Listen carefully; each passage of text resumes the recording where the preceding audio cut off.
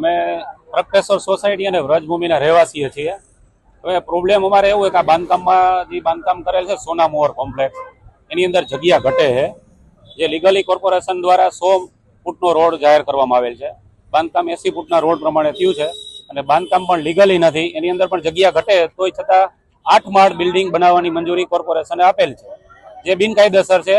TRP ઝોનની અંદર જે માણસો કે છોકરાઓ ગુજરી ગયા એવું અમારા છોકરા ન ગુજરે એના માટે થઈને અમારી આ લડાઈ છે કે ખરેખર તો 3 માળની જ આને પરમિશન મળવી જોઈએ. એની જગ્યાએ 10-10 માળની કોર્પોરેશન બિલ્ડિંગની મંજૂરી આપી દીધી છે. અને આ બિલ્ડરને અમે કહી છીએ તો એમ કહીએ કે અમે 50 લાખ રૂપિયા અમે આપ્યા છે કોર્પોરેશન અધિકારીને, તો તમારું તો કાંઈ નહીં થાય, દિલ્હી સુધી તમારે દોડવું હોય તો તમે દોડવા માંડો, એવી અમને રજૂઆત કરે છે. કોર્પોરેશનમાં અમે લેઆઉટ પ્લાન માંગણી કરેલ છતાં આજ સુધી અમને આપેલ નથી. તો ખોટા હોય તો જ ન આપેલા હોય, નકર તો લીગલી હોય બાંધકામ તો તમને કોર્પોરેશન આપી શકે ને કે ભાઈ તમને લેઆઉટ પ્લાન મળી શકે. જે ખરેખર બાંધકામ પેલા ઝાડવા ઉછેર કરવાનો નિયમ છે ગવર્મેન્ટનો, એ પણ આ લોકોએ ઉછેર કર્યા નથી. અને જે ઝાડવા અમે ઉછેર્યા છે એટલા વર્ષો રહીને એ ઝાડવા એને કાઢી નાખવા છે. બિલ્ડિંગનો લગભગ આશરે 8-10 મહિના થઈ ગયા અને અમે કોર્પોરેશનમાં આની પહેલા મેયર સાહેબને પ્રદીપભાઈ ડવ સાથે વાત કરેલ છે. એ લોકોએ માણસો મોકલ્યા હતા પણ એ કે બધું ઓકે જ છે, પણ અમે લેઆઉટ પ્લાન માગી તો આપતા નથી. ખરેખર તો આ બાંધકામ રહ્યું ઇનલીગલી જ છે અને ઇનલીગલી જ રહેવાનું છે. અમે તો હાઈકોર્ટ સુધી પણ જવાની તૈયારી દર્શાવી છે કે અમે સ્ટે ઓર્ડર લઈ આવશું આના માટે. જે પણ કંઈ કરવાનું થશે એ કરશું. અમે છેલ્લે સીતાપરા સાહેબ કરીને ટીપીઓ છે અત્યારના, એ લોકોને અમને મળ્યા હતા તો એ કે બાંધકામ તો લીગલી જ છે, એ કે થોડું ઘણું આગા પાછું હાલે. એ કે અમે કીધું થોડું ઘણું થોડું આગા પાછું હાલે, 7-7 ફૂટ આખી જગ્યા જ ઘટે રોડ ઉપર, તો આ લોકો પાર્કિંગ ક્યાં કરશે વાહન? બિલ્ડિંગ તો સોના મોહર કોમ્પ્લેક્સ વાળા લોકોની છે, પણ હવે એના નામ અમને ખ્યાલ નથી. પણ આનું બીજું એક બિલ્ડિંગ પણ આગળ બને છે, એ પણ વાંધામાં પડ્યું છે. એ લોકોના લેઆઉટ પ્લાનના હિસાબે જ વાંધામાં પડ્યું છે. અમે લડી લેવાના મૂડમાં જ છે કે આ દિવાલ તો એને પાડવા નથી દેવાની અને બાંધકામ પણ રોકવાનું છે.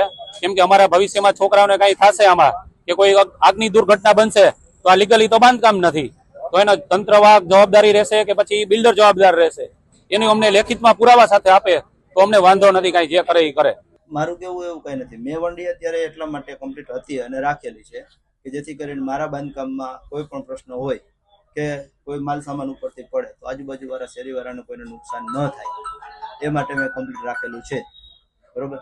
છતાં હવે મારું જે કામ પૂરું થવાનું છે, કમ્પ્લીશનમાં હું કામ મૂકીશ ત્યારે આરએમસીની ગાઈડલાઈન પ્રમાણે મને જો વંડી કાઢવાનું કહેશે તો હું વંડી કાઢીશ અને રાખવાનું કહેશે તો હું વંડી રાખીશ. એ તો મને ખ્યાલ નથી અને સેના પ્રત્યે વિરોધ છે શું છે, આદિ સુધી મારું કામ ચાલ્યું છે, હું ક્યારેય એમને નડ્યો નથી. બરોબર છે, એનો પ્રશ્ન મને કઈ તકલીફ છે નહીં. ના, એ વાત ખોટી છે. મારી પાસે કમ્પ્લીટ આ પ્લાન પાસ કમ્પ્લીટ 3 માળનો છે કે કેટલા માળ? 7 માળનો હોય તો જ હું કરું ને યાર. મને કઈ પૈસા વાળા 3 માળનો છે. બરોબર છે, તમે આરએમસી માં ફરિયાદ કરી શકો છો, અમારા પ્લાન વિશે જાણી શકો છો. બરોબર છે.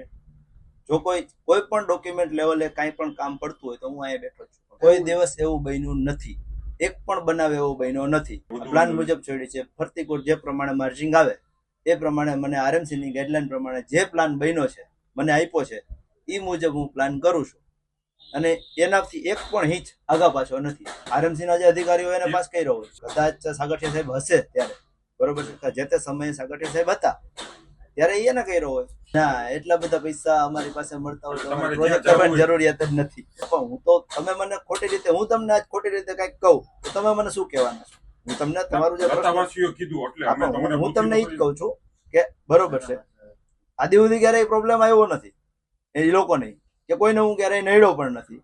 અને શેરીની દિવાલ એને મેં હજી ખહાવી નથી કે જેથી કરીને એ લોકોને કઈ તકલીફ પડે એમ, એનું મેં ધ્યાન રાખ્યું છે પૂરતું. અને એ તમે જોઈ શકો છો હજી ઓલરેડી છે જ મારી પાસે બધું. બરોબર છે, કે હું ક્યારેય એને નડ્યો નથી. તો પછી પ્રશ્ન એ લોકોને ક્યાં છે? આરએમસી ની ગાઈડલાઈન મુજબ હું હાલીશ. મને આરએમસી કહેશે કે આ દિવાલ રાખો તો હું રાખી દઈશ. પ્લાનમાં દિવાલ હવે આરએમસી ના નિયમ મુજબ ના આવે.